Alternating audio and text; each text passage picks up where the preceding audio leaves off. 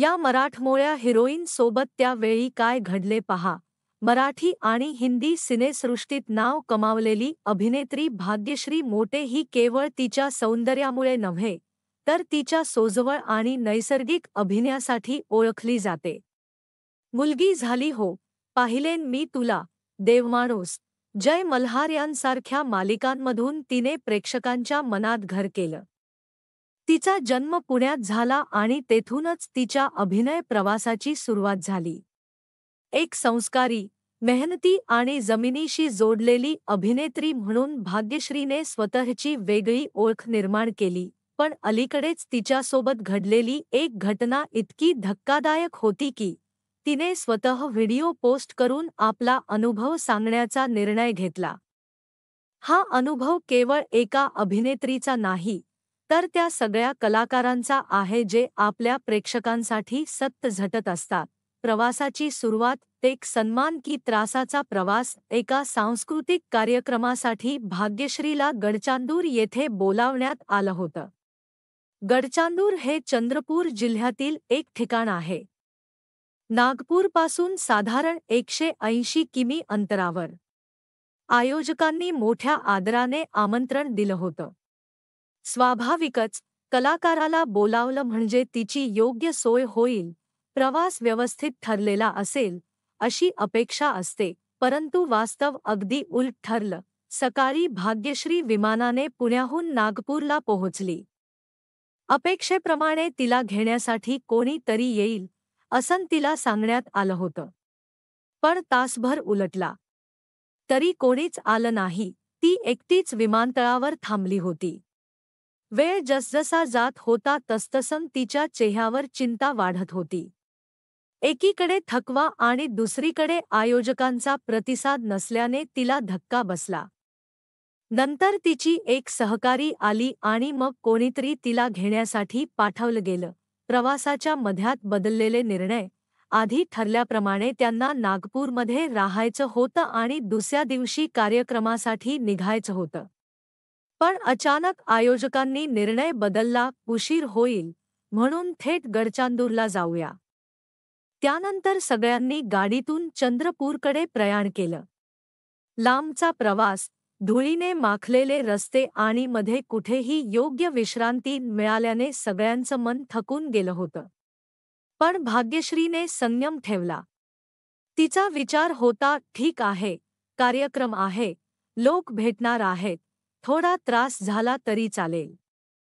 परंतु पुढे जे घडलं ते केवळ त्रास नव्हतं, ते एका कलाकाराच्या सन्मानावरच घाला होता. हॉटेल बुक झालेलं नाही. धक्कादायक सत्य. गडचांदूरला पोहोचल्यावर तिला समजलं की आयोजकांनी हॉटेलचं बुकिंग्स केलं नव्हतं. ते हॉटेल पूर्ण भरलेलं होतं. अशा स्थितीत भाग्यश्री आणि तिची सहकारी या दोघींना दुसऱ्या साध्या हॉटेलमध्ये नेण्यात आलं. ते ठिकाण अत्यंत साधं, अगदी प्राथमिक सुविधा नसलेलं होतं. स्नान, मेकअप किंवा तयार होण्यासाठी योग्य व्यवस्था नव्हती. त्यावर आयोजकांनी सांगितलं, स्वतःहून तयार व्हा, आम्ही काही करू शकत नाही. एक नामांकित अभिनेत्री, जी कार्यक्रमात प्रमुख पाहुणी म्हणून येत होती, तिच्याशी असा वागणूक करणे ही नुसती गैरसोय नव्हे तर अपमानास्पद बाब होती. तरीही भाग्यश्रीने धैर्य ठेवले आणि स्वतःच तयारी केली. मंचावरचा आदर आणि पडद्यामागचं वास्तव. संध्याकाळी 6 वाजता कार्यक्रमाला ती पोहोचली. ती, तिची सहकारी आणि काही आयोजक उपस्थित होते. ती 2-2.5 तास मंचावर राहिली, प्रेक्षकांशी संवाद साधला, फोटोज घेतले, कार्यक्रमाची शोभा वाढवली. परंतु जसे 8 वाजून गेले, तिला थकवा जाणवू लागला. प्रवासाचा, गैरसोयीचा, अन्नाचा सगळा परिणाम तिच्या चेहऱ्यावर दिसत होता. तिने आयोजकांना सांगितलं की ती आता परत जाण्याची तयारी करते, पण आयोजक म्हणाले, थोडं अजून थांबा, 10 वाजेपर्यंत राहा. त्यावर भाग्यश्रीने स्पष्ट सांगितलं की ती आता परत जाईल. कारण तिला दुसऱ्या दिवशी शूटिंगसाठी वेळेत पोहोचणं आवश्यक आहे. तिकीट काढलेलंच नाही. शेवटचा धक्का. भाग्यश्रीने विचारलं, माझं परतीचं तिकीट कुठं आहे?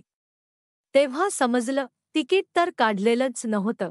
ती पुन्हा आयोजकांशी संपर्क साधण्याचा प्रयत्न करत होती, पण ज्याच्याशी बोलायचं होतं, मिथुन खोपडे, जो त्या कार्यक्रमाचा मुख्य आयोजक आणि शिवसेनेचा लोकसंपर्क अध्यक्ष आहे, त्याने तिचे कॉल उचललेच नाहीत. एका क्षणी ती पूर्णपणे असहाय्य झाली.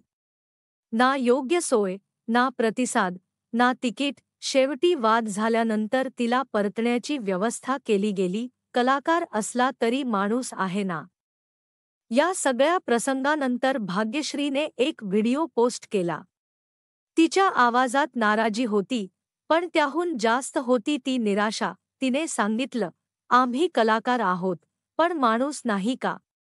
एवढं काम करून, एवढ्या मेहनतीने लोकांना आनंद देतो आणि जेव्हा एखाद्या कार्यक्रमासाठी बोलावलं जातं, तेव्हा अशी वागणूक मिळते. हे योग्य आहे का? तिच्या डोळ्यांतली वेदना स्पष्ट जाणवत होती. त्या क्षणी ती फक्त अभिनेत्री नव्हती, तर एक स्त्री होती जी स्वाभिमानाने जगते आणि अपमान सहन करत नाही.